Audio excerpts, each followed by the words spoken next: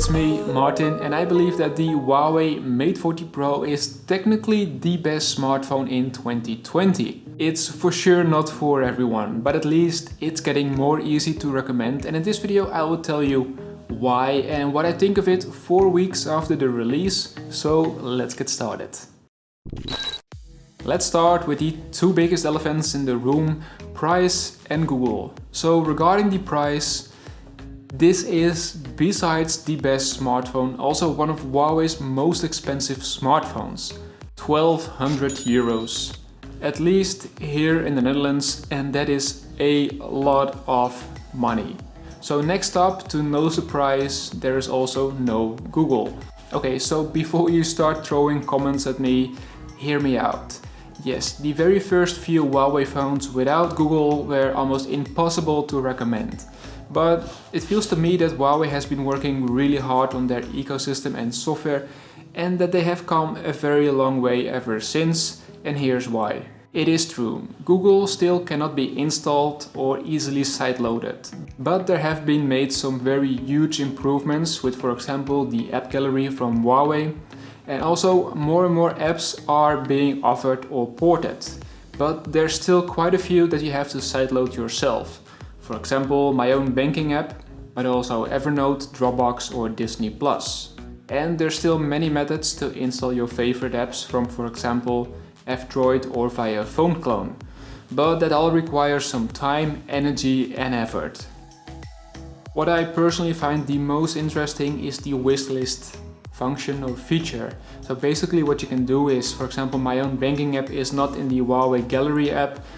You can just put it on your wish list, and the more people put it on their wish list, the higher it gets into the ranking, and then Huawei will persuade some developers or the bank to port their app to the app gallery, or for example to write a whole new application, and they do so by also offering a hell lot of money. So they're really investing a lot into it, and I think that's pretty good, even though it comes at a really high cost for them. But that is of course necessary because they don't have an option to use the Google Play or anything. So what they did as well is they introduced Petal Search. This is another app from Huawei that they're heavily investing into because eventually it will add more and more features by the day to complete their ecosystem. So they will also include, for example, an alternative to Google Maps, for example.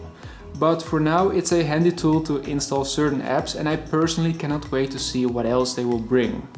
I'm gonna continue talking about this software because I believe that a lot of reviewers have already covered all the hardware immensely good, so here I am discussing EMUI because I actually quite like it a lot. It has loads of options to change the way the phone works, from visual tweaks like the dark mode to functional ones like an editable always-on display. But not all is good. The amount of suggested apps to install on my phone's home screen is just way too much. It's ridiculous. Overall, it brings quite a big visual overhaul from stock Android, which is stuck at Android 10, with vibrant backgrounds and app icons, which helps me to appreciate the high quality of the display.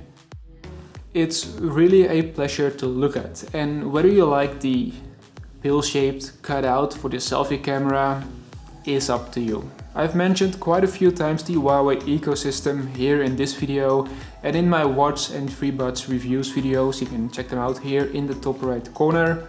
But I also have to say, Huawei is actively trying to build their ecosystem, and it's getting better by the day.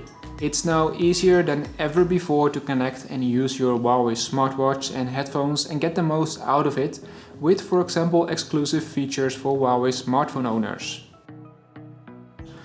Besides the blazing fast hardware, the battery is really well managed and optimized as well, because there's not a single day ever since I got this phone 4 weeks ago that I was worried that I will run out of juice before the end of the day.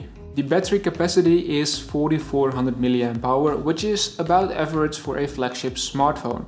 But it feels to me that Huawei took some of its great software optimizations from their smartwatches to the phone, because also the standby time is impressive. The same counts for charging.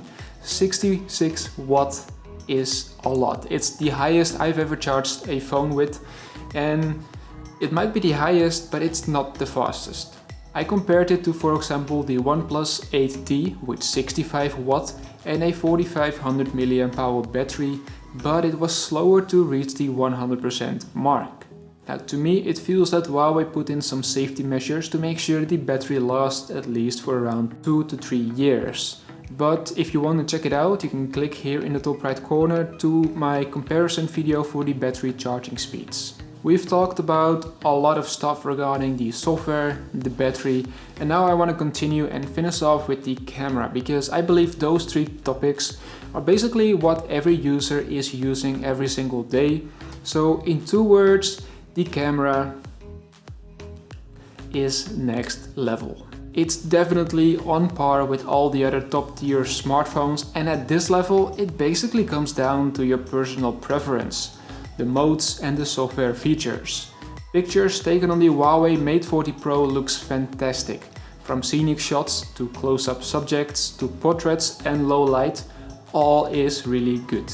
I also believe that Huawei remains ahead of the competition when it comes to low light, no matter which lens you pick out of the 4. Portraits also look really great, even in low light, and it's not over the top. And there are also some settings available to play around with.